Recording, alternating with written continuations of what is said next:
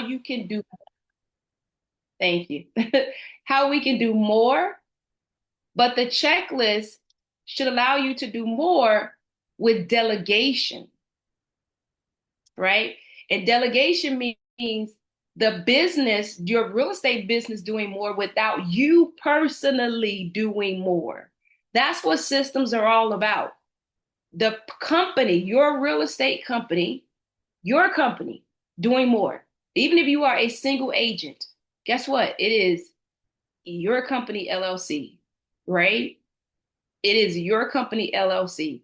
You are a sole operator, but if you have systems, you can hire in or delegate some of these services to some others, so that you can do more, right? So that the business can do more. I'm going to say the business. Let's change our verbiage. So that the business, I think that's a good verbiage change. That's a good reframe. So that the business can do more, not you personally, so that the business can do more. So how is the business going to do more? By creating systems, right? And how do we perfect our systems? What is the best way to optimize our systems, as we call it, is to document them, right? And so today, again, we're going over day 3 of, or session 3 of 4 of a documented system for the contract to close process. Now, the last thing I want to say to you guys is what we have, the handout that's in the chat, it's just a starting point. Some of your businesses are different. Some of you are going to want to add more. You should add more. But what we're doing today is what we've been doing over these past 4 weeks is the fundamentals of the clear to close process, right? Going over what are the tasks that you should ensure that you're hitting. And then also this checklist has allowed us to see of those tasks, how many of them are really with you versus having the ability to be delegated to someone else, right? So today is session 3 of 4. Today, our topic is clear to close. It is pre-closing essentials. It is pre-closing essentials. So today we're at about day 26. We're on session 3. So before today, we've looked at days 1 through about 25, right? And so for those, oh, we got to put it on one page. Hold on one second. We want this to be one page, one page, one page. 1 second. Let's change this view to one page. And we're using our handout as our presentation. All right. So for those of you who I have not had an opportunity to meet before, how many of you, this is your first session this Thursday? Today, session 3 is your first session in the Clear to Close series. In a chat, drop in the chat if it's your first session. Tracy, welcome. Maggie, welcome. Oh gosh, a lot of you. Connected to you. Welcome. Let's get some people, Minnie. Thank you, thank you, thank you. Oh my God. We got a lot of first ones. Oh, so happy to meet you. Oh wow, but we got a lot to make up for. Minnie, you're gonna definitely have to drop in the chat the link to the YouTube video for sessions 1 through 2. Yeah, so Minnie's gonna drop in the chat the link to our YouTube page, which has the recordings for sessions 1 through 2. So guys, those of you who were here every Thursday, humor me. Let us do a quick introduction for our colleagues. We got a lot of new participants to our Thursday call. Humor me and let me give them a nice warm introduction to our Thursday huddles. For those of you, if this is your first time joining us, this is our Purchase Ready Academy in conjunction with the Realtors Association. Our Thursday, don't take my wish. Thanks, Cynthia. Every Thursday we gather and we call it our virtual lunch and learn. So for those of you who are eating lunch during this time, feel free to eat, go off camera. But if you can keep it cute, you can keep your camera on. But during this time, we go over a substantive topic related to your business. My name is Ray Cole Jackson. I'm a South Florida real estate attorney. I am the founder of Purchase Ready Academy, and Title Experts. Title Experts is our settlement services firm that services all of Florida. A little bit about me personally. I am originally from Florida. I attended the University of Florida for undergrad, so I always say go Gators, just for a little bit of rivalry in the room, but there's any Seminoles. I attended Santa Clara University School of Law for law school, where I was the founder of the Real Estate Law Society. That was a society for law students who had special interest in real estate. Believe it or not, as much as the talk topic real estate is in California, our law school didn't have a real estate society. So, you create what you want. So we did that. Came back home to Miami and got my LLM, which is a specialization degree in real estate for attorneys from the University of Miami School of Law. So go Canes. Secondarily, I'm a proud licensed Florida real estate sales professional. Got my first real estate license in California, and I am a licensed Florida mortgage loan officer. So I am all things real estate. I am willing to have that conversation. All right. All right. So let's see here. Make sure we go back to.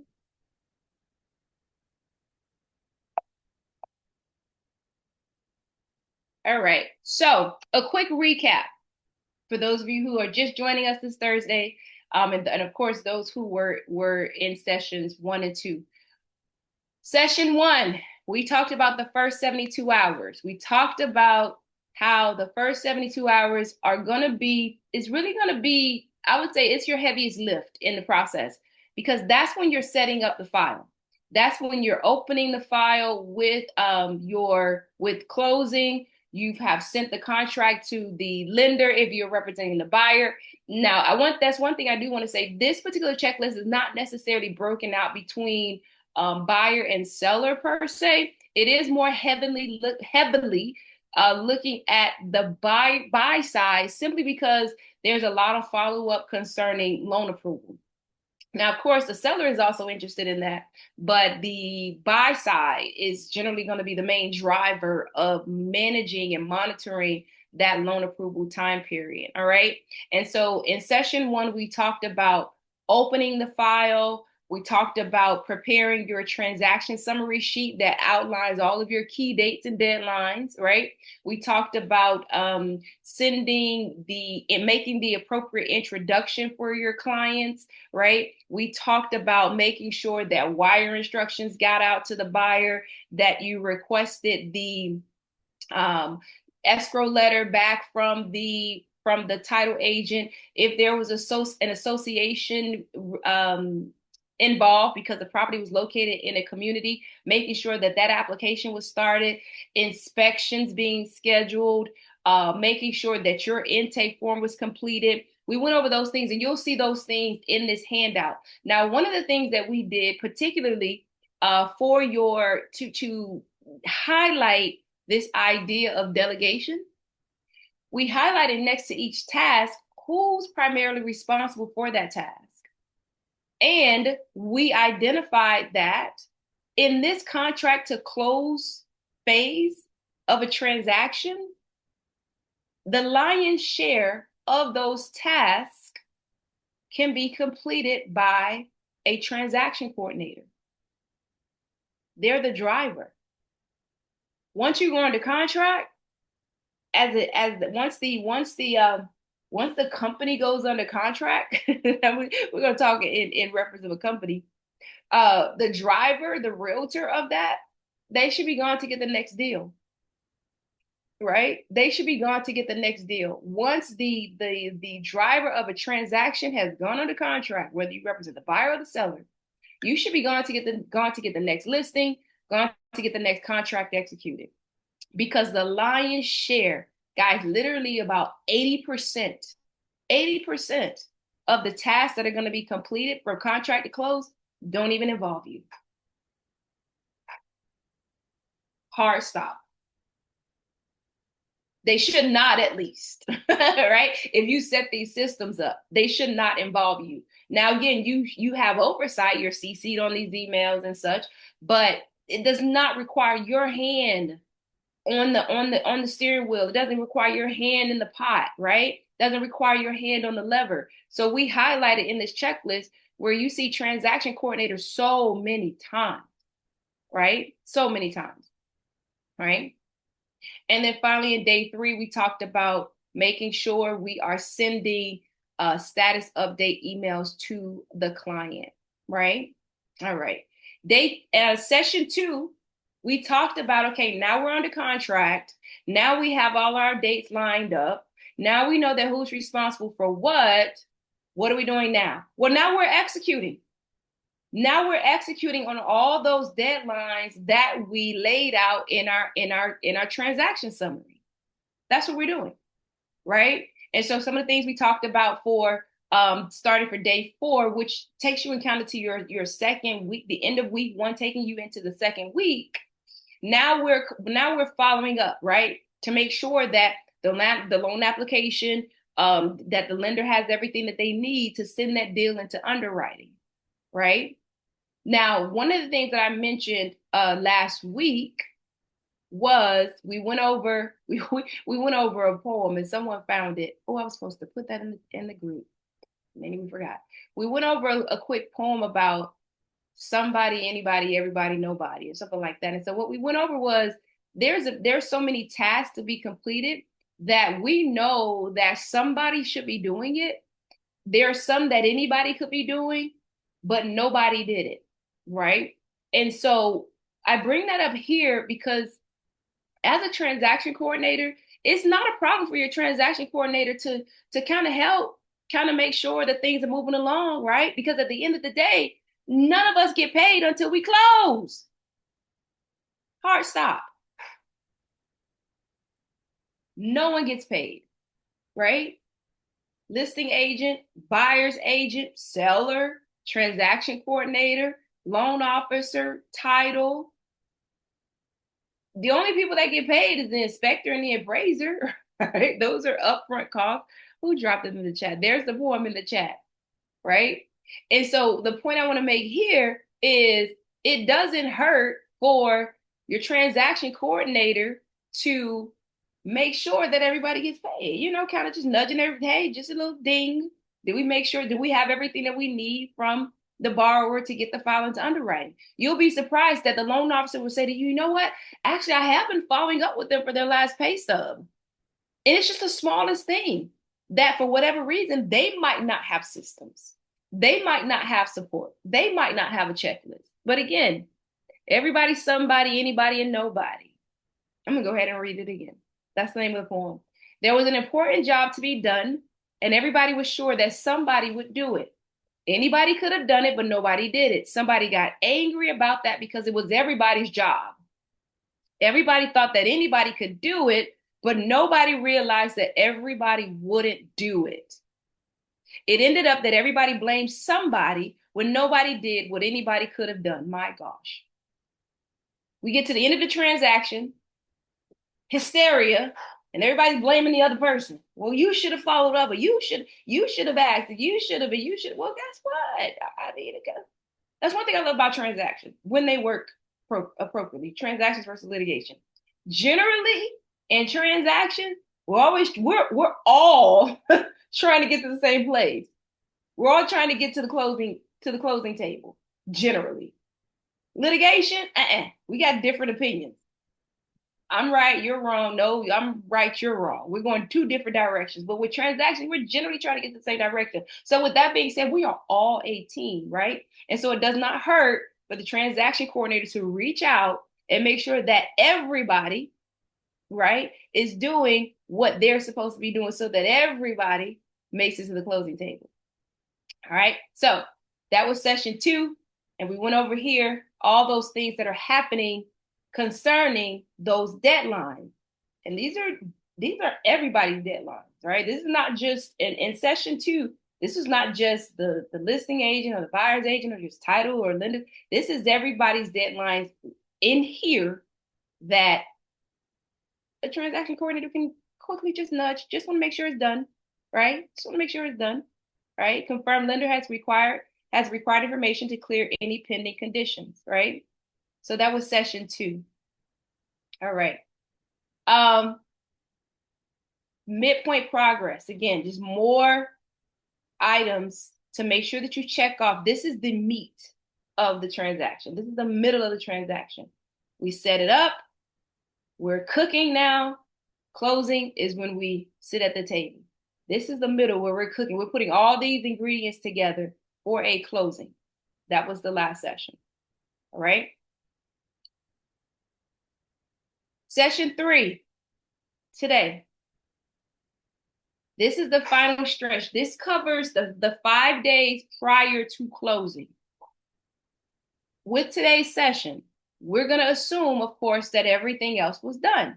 Of course, we're going to assume that the intake is complete. That lender, of course, has completed their underwriting. That we're out of underwriting. The lender has everything that they need to clear conditions.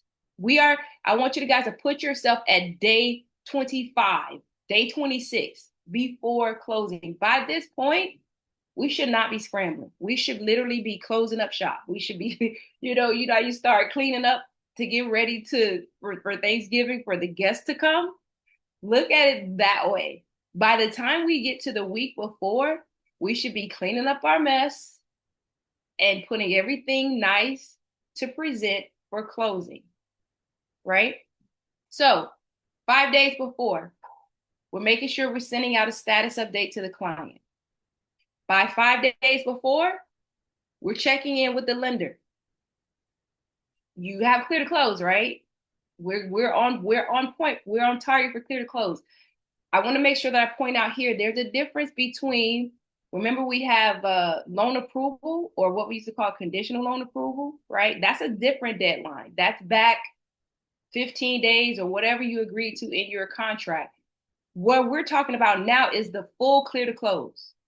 Full clear to close. And remember, I always tell you guys that you should require even, that your lender be able to deliver to your buyer a clear to close 2 business days prior to closing. 2 business days prior. Here's why. Remember in our title class, I taught you guys that when a lender issues their clear to close, that doesn't mean, all right, well, let's go. Here, grab my phone, grab my gift, let's go to the closing table. No, a lender's clear to close, guys, is just a domino. It triggers a whole host of other tasks to be completed. A whole host of other tasks to be completed. All right. Remember, I told you guys that we run a gap search on title, right? To make sure that nothing has been recorded against the property from the time we ran that title search when it first came in, right? Remember, I told you guys that we match and balance with the lender, making sure that the figures are accurate. And just like any other business, that's probably not the only file that they're working on. So they're going to put that in order. Title is going to put it in order of priority. The lender is going to put it in order of priority. And that takes time to go back and forth, right? The closing is going to need to deliver to the buyer that final figure with the wire instructions. They're going to need to schedule the buyer. They're going to need to get the package from the lender, the closing package. They're going to need to make sure when they get that closing package that, for example, the names are accurate, right? There's been situations where the lender sends the closing package and the name is misspelled, or they're missing a name, or they're missing vesting, right? So there's things that have to happen. With regards to the closing agent, they're going to need to set that file up for funding, right? They're going to need to make sure that their escrow officer has received funds, that they're not missing any funds. They're receiving wire instructions from parties. There's a lot that has to happen once clear to close is issued. So for that reason, when you're working with a loan officer, right, be it someone that you partner with or be it someone that your buyer brought, in that initial conversation, hey, listen, our standard is a clear to close 2 business days before, because we're aware that there are a whole host of tasks that need to be completed prior to closing, and we don't want our buyer to be rushed. Is that a fair conversation to have? Right?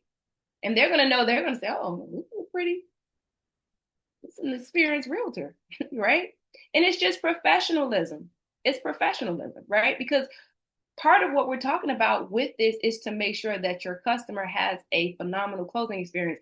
And dare I say to you, if things just go completely rocky, unless you get into the habit of a bunch of finger pointing, which I do not recommend, sometimes it's difficult for the customer to know why there's a problem or where the friction came from. Does that make sense? And so you just don't want to be thrown into the bunch of like, oh, that was just a terrible experience. I'll never work with those people again. You don't want that, right? And this is how you avoid that. And by chance, if something happens that's out of your control, I assure you, if you follow, guys, if you follow this checklist, I assure you, you have a you have a phenomenal closing experience. And if you just add just a little bit more to it, then you're just knocking it out the park, right? This will show your customer that you know the flow from contract to closing. You're not just bumping around. All right. All right. So we talked about the lender clear to close status, making sure you're checking in with them early, not the day of, but in advance. Hey, are you going to be good? Okay, great. Perfect. Same thing with title. Title, are we good? Are you missing anything? Right? Sometimes what's trailing sometimes is maybe like an HOA approval. We don't want to hear at the last minute that you still don't have an HOA approval, right? Disbursement authorization requested. Everyone else gets paid at the closing table. You should as well, right? So a disbursement authorization, for those of you who might not have utilized one of these before, a disbursement authorization will allow your broker, if you're not the broker, will allow your broker to direct the closing agent to pay you your portion of the commission at closing versus you waiting for the proceeds to go to the brokerage to then be dispersed to you, right? If your brokerage allows for disbursement authorization, request that in advance. Get that over to the closing agent because, again, during their 2 business days prior to closing, that's one of the things that they're doing. They are making sure that disbursements are set up. And many closing agents, including title experts, we highly we highly avoid getting disbursement authorizations at the last minute. Because again, we have a system, we have a workflow, right? And if we allow one person to disrupt that, now everybody's experience is bad. Yeah. And believe it or not, we have this conversation with the team all the time. Every time, I'm going to go ahead and say it, every time we make a concession to our checklist, something happens. Now, the extent of it may vary, maybe a small blip, maybe a huge blow up. But guys, you have to stick to your process because there's a reason why you said that you do things this way. I assure you. And sometimes because when we stick to our process, things go so well, you forget what happened that caused you to put that process in place until you don't follow it. And you're like, see, this is exactly why. This is exactly why. Oh my God. Oh my God. Breathe. Right?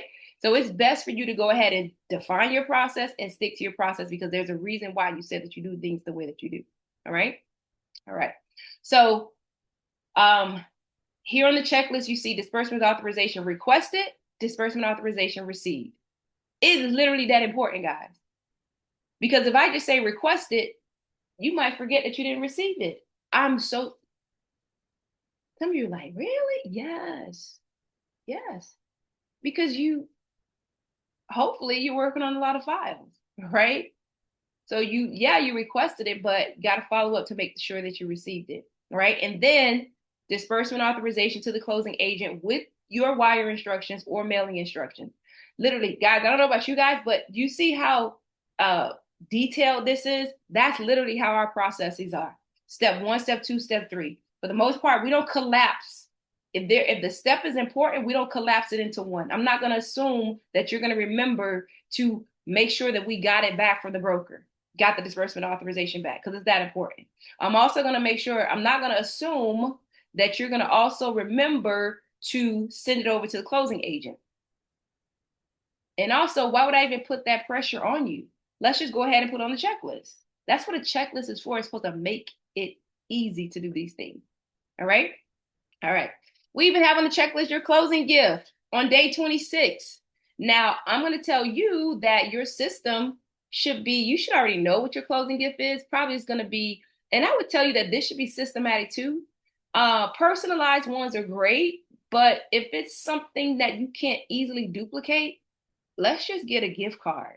Let's get a gift card. Let's personalize maybe a greeting card, right? That could have your information on it or a thank you or something like that. But I would recommend to you, again, unless you're able to quickly, systematically obtain a custom closing gift, I would suggest that you just have a standard closing gift. A standard closing gift. Because again, we're talking about systems. We're talking about standard processes.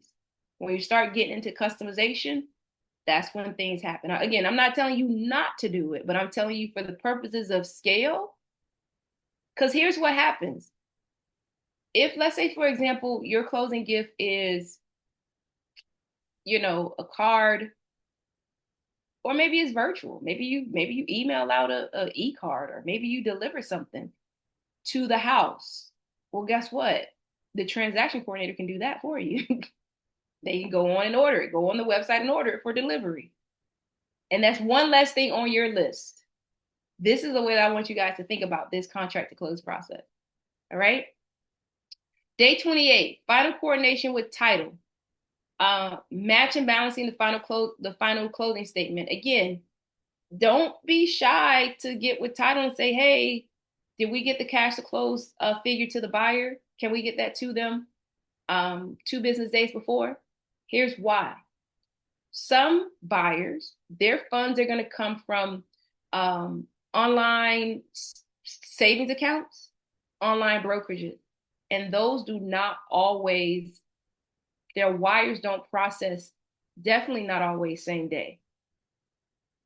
So some may take 2 days, 3 days. I've had a closing where the buyer used a Discover closing account. I'm sorry, savings account. It took about 3 days for their cash to close to make it to the escrow account. And it was not good, right? So, in addition to that heads up to the buyer in advance, you can also nudge the closing agent to make sure that that cash to close gets to the buyer as soon as possible so that they're not trying to do it. Definitely not the day of. If at all possible, please don't do it the day of, right? Certainly at least the day before, preferably 2 days before, 2 business days before. All right, we could talk. I could give you example after example after example where cash to close did not hit the account for various reasons. All right, so again, that's another reason why we do not want a clear to close day of closing, day before closing, because all of these things have to happen. All right. So again, once we get that final closing statement, we're providing the buyer with the cash to close amount, the wire instructions. At this point, the seller is conducting their signing.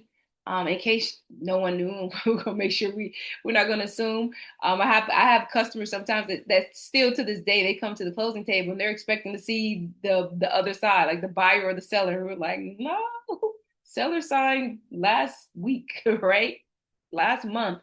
So with that being said, generally the seller is going to what we call pre-sign, just because that's something that could be out of the way.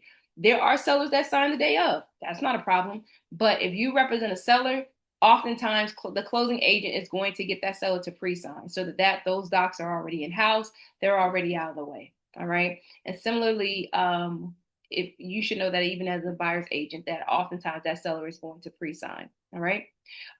Day 28, realtor review the settlement statement again.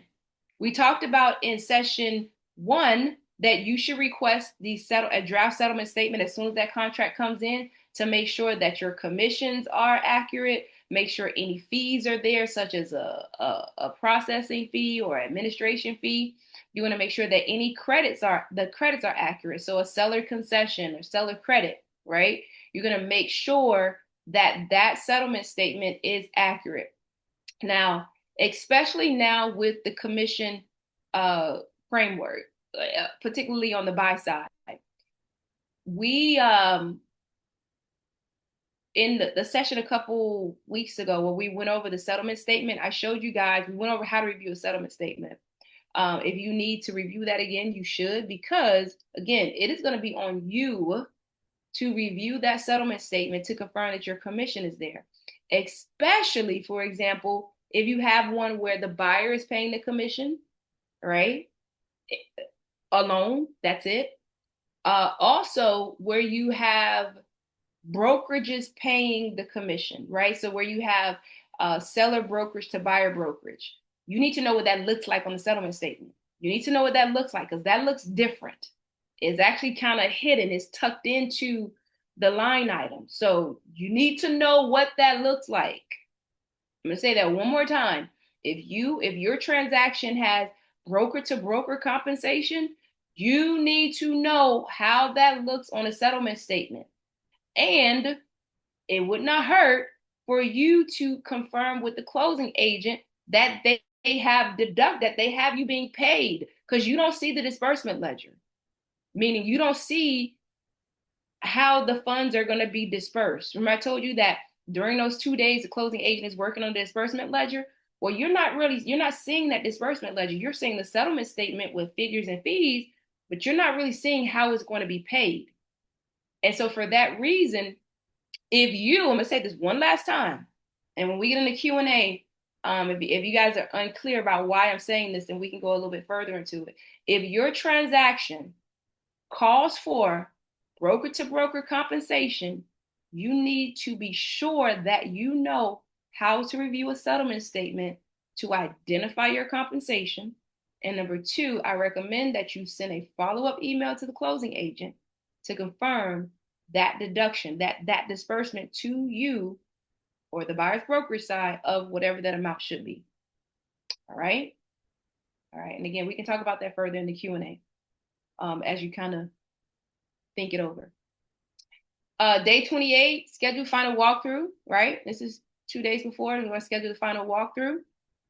Day 29, this is the day before.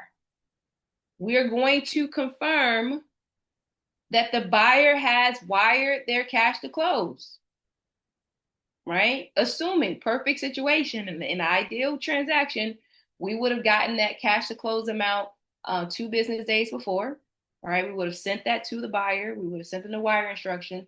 So the day before, we would be reaching out to that buyer and say, hey, did you get the wire out yesterday, or is it going out today? Let's make sure we get that out today. Let's not wait until tomorrow, just to make sure we allow time for processing.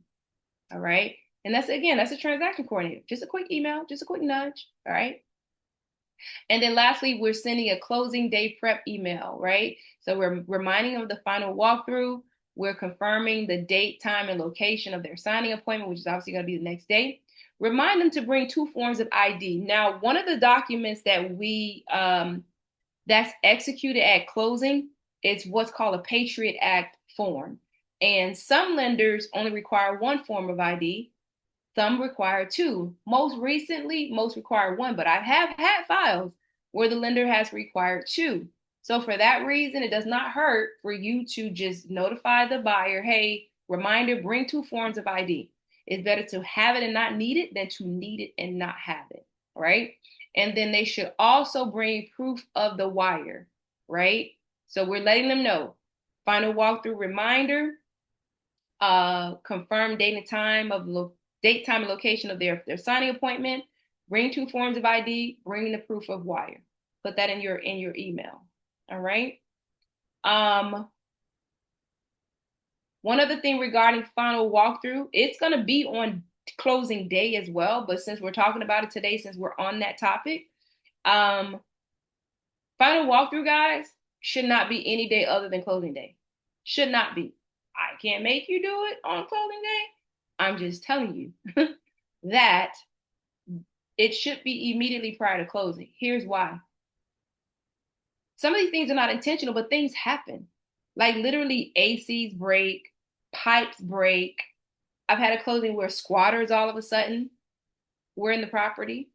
It's just that things happen. Again, not anything intentional, but you want to make sure that you see that property in its current condition as close to closing as possible. I highly do not recommend days before, not even the day before, the day of closing.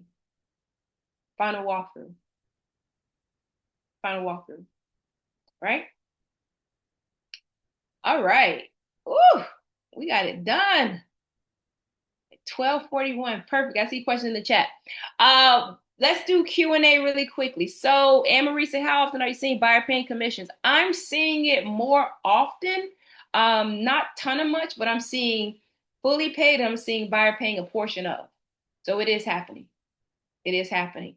And again, like I said, I'm also seeing the broker to broker, which that concerns me for you guys because if a closing agent is just not on it, they can miss it. I'm just so just please, please, guys. I know that in time it shouldn't be any of you because we've gone over how to review a settlement statement. In times past, agents just took for granted that the settlement statement was accurate. You cannot do that anymore. You have to know how to review a settlement statement. You have to know how to find definitely your commission, seller credits, transaction fee, anything that you're going to be responsible for. Make sure you know how to find that. All right. All right. I have Um, a question. Go ahead. So, unfortunately, I missed the settlement class that you did. When you say Okay. broker to broker, Uh-huh. what exactly are you saying on that? So what I'm saying is on the settlement statement, you're going to see um it's going to look different. Let me do this really quickly. As a matter of fact, I'm going to try this really quickly. Make sure, see if I can do this and keep it confidential. Uh, because we just did one. Let's see if I can pull up a file. Actually, you know what? Well, let me see really quickly. Let me see if I can show you this really quickly.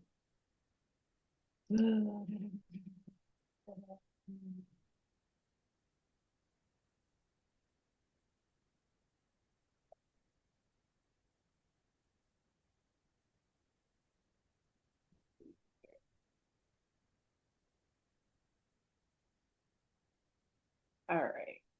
View, single page. I'm gonna zoom in on this. Uh, I want to keep it. I want to keep it confidential. Uh,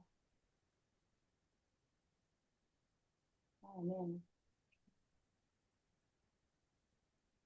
Okay, here's page two. All right, here we go.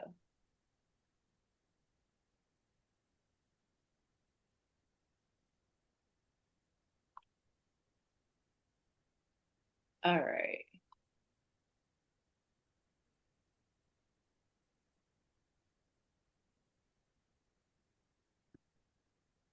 I want to make sure I don't have anybody.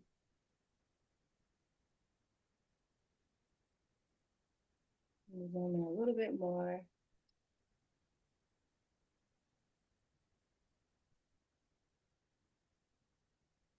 Oh, close it out. So you can see what this looks like for broker to broker compensation.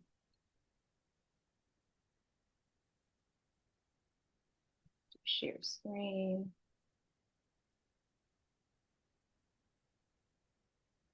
here. And again, if you go on the YouTube page, Hmm. we have a class on how to review settlement statement. All Okay, right, I'll so do. right here in the middle, just since we're on it, you see Okay. the section that said this is the altar. You see this section that says commission. Hmm. So normally you would see here buyer brokerage commission. You would see something here out on this line. Can you guys see my pointer? Yes, I Perfect. can. Normally you would see an amount here Hmm. as an amount paid to the Right. broker, the buyer broker, and you would see it paid either by, you would generally see it here, you would see it here. Sorry, generally you see it here because it's paid by the seller. You would see a Okay. charge to the seller unless it was being paid by the buyer. Then you would see a charge to the buyer, a debit. Debit is a charge, right? But in this particular transaction, this was a broker to broker compensation transaction. So what you see is you see the full commission So, charged to the seller, paid to this brokerage. But here within this section, you see 3750 paid out. This POC means paid outside of um, closing by others. And that others is this brokerage. That's what it looks like on a settlement statement when you have broker to broker compensation. You're going to see a number. You're on this altar, you're going to see it within the description. You're not going to see it on either side because these are items that are being paid by the seller, items being paid by the buyer. This is not being paid by either one of them. This is being paid by another party. This is being paid by the brokerage, Oh, okay. Okay. right? So that's just a quick visual for you guys. And I was able to do that because we just opened Deal. this particular file. All right. So again, go back to the YouTube. I'll do that. YouTube video again, guys. Make sure, please, please make sure you know how to review the settlement statements because once that money is disbursed, It's it. Yeah. it's hard to pull it back in. All right. All Thank right. you. Any other questions? Any other questions? Any other questions? Oh, you're welcome, Helena. Any other questions? All right. It must be clear as mud. Go Let me ask one quick question. ahead, of course. The handout, the print, because my printer's not working right now for some odd reason, for Uh-huh. me to print out the handout. Mhm. So can I just print that from the YouTube? Will it be on that, or just do I need to just go ahead and save? The email, Minnie, did it come to them as an email? Because I Yeah. know on YouTube, yes. There's no handout in our YouTube channel, only on inside the community. Right. So did the link that we shared today, was it for them to put in their email address for it to be sent to them? Or was it just They can just download it from the email. right? So Helen, did you use the email to get the handout today? No, I got it off of where we're doing the messages, and then I try to open it, and so I can print it, but my printer for some, I've got to figure out what's wrong with it. Okay, so Um, if go ahead, Minnie. If Maybe you're in the community, it's saved there. If you're part of the school community, it's saved there. If Okay. not, Minnie, how was it shared? Was it shared by just a link? or just the link. I will share the link again, and then you can just go to the link and you can come back tomorrow and try again to print it. Then you just have to download it using this link. Okay. Thank you so much. Yeah, I think it will be saved as PDF. You can save it into your computer or laptop. Okay. You You. And yes, everything's clear as mud. No, I'm kidding. You Trust me, I know. It just takes practice. It just takes a little bit of no, practice. it's great because we do all this stuff, but then you putting it down in paper and systemizing it, putting it like in order for us where we can see it and everything so we can delegate it out to other people, it makes it so much easier because then it's a checklist and you just go through and do it. And it makes me think I gotta quit keeping stuff inside my head, write it all down. And actually, I don't even have to do that now because you did it. I did. You're Thank welcome. you so much. You're welcome. Yes, we do, Jerry. I'm actually in the process of onboarding an additional transaction coordinator. I'm glad you asked that. I had not mentioned it. I was going to mention it by next week just because I didn't want to, I'm systematic. I didn't want a deluge of requests. So you guys are a big community beyond those that join us every week. We also have some that can't join us every week and they're in our community. So I wanted to make sure that she had a on ramp for those of you who are going to need the transaction coordination services. Because trust me, I know. And again, that's why we're having this conversation. So yes, Jerry, keep an eye out. We definitely have transaction coordination services. Those that are already in rotation cannot onboard those of you who are going to need it. Trust me, I already know. But thanks for asking the question. Keep your eyes and ears out. Lisette, you had a question? Yes, hi. Hey, It's my first time. hey. So you mentioned something about just having one walkthrough, which should be the final walkthrough. I Yes. recently closed on my first ever listing. Uh-huh. So, and I had the client come down like 3 days before, insisted on doing a walkthrough. It's a resale house. So I said, fine. I knew the house was in pretty decent condition. And then they wanted to do another walkthrough on the final day as well. But they had already signed virtual like e-signature. So I found that all strange, but I just went with the flow. Nothing came up. He was a difficult um buyer to deal with because the realtor is also representing his daughter. So, and then I don't know, I thought that was the norm, but I don't know. Is that, from what you're saying, no, there only should be just one final walkthrough. Well, typically there's only one, but there's not necessarily a rule that there can only be one, if that makes sense. But typically, yes, there's usually just that one final walkthrough immediately prior to closing. And it wouldn't matter if it's a resale or new build. No, absolutely not. Can I tell you guys that a rebuild, I would suggest to you guys that you do a new build, you definitely need an inspection. Conduct an inspection. You need an inspector. You need an Okay. inspector. If I show you guys the inspection report for my most recent new construction, you'd be like, shut up. Okay, thank you so much. No problem. That's a very good question. um, you're welcome, Vicious. What could be reasons that a deal can fall apart at the closing table? A realtor I just met in Washington State said that she experienced that, but didn't go into detail with her.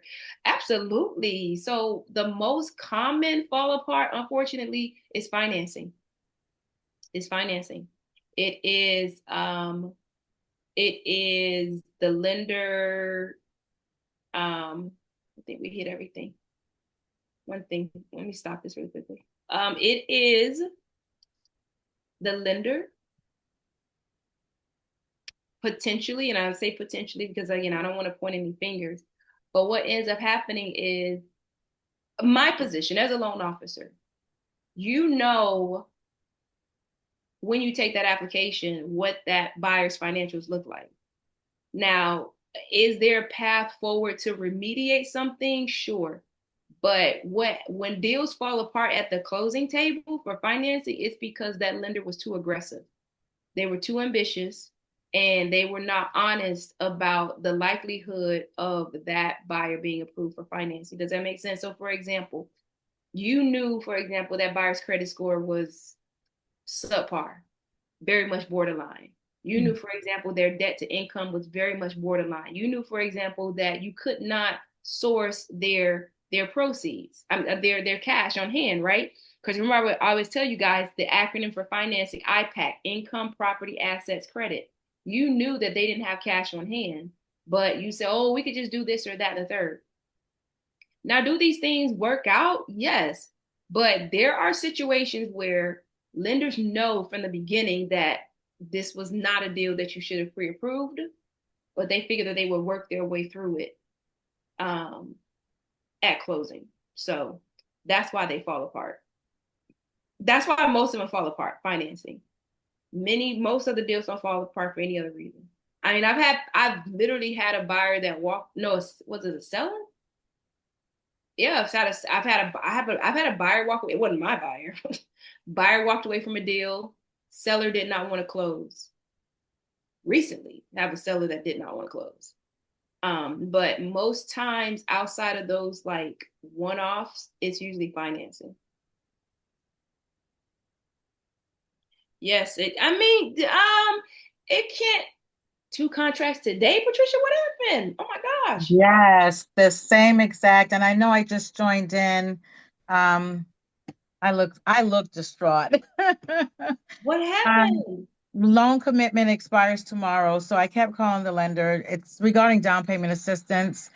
My Oh, buyers those like, DPAs. Okay. Yeah. yeah. And Yeah. I did a 45 to 60 day contingent on down payment assistance. But they're still working the file. And the lender requested a loan commitment up until tomorrow. And